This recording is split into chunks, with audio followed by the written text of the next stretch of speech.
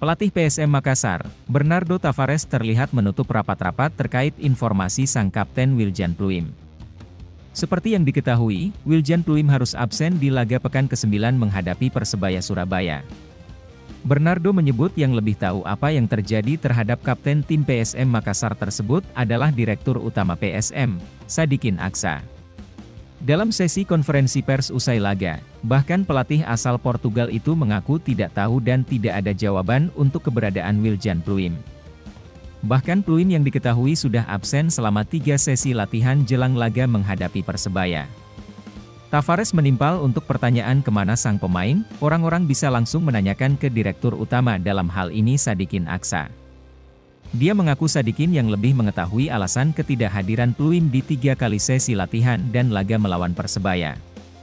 Ketidakhadiran Wiljan Pluim di lapangan menimbulkan banyak persepsi. Ada menyebut sengaja diistirahatkan untuk AFC, namun ada pula curiga bahwa sang pemain memiliki permasalahan dengan manajemen klub. Kabar yang diperoleh dari pemain, Wiljan Pluim saat ini berada di Bali. Ia bersama keluarga tidak pulang ke Makassar usai pertandingan melawan Bali United pekan lalu.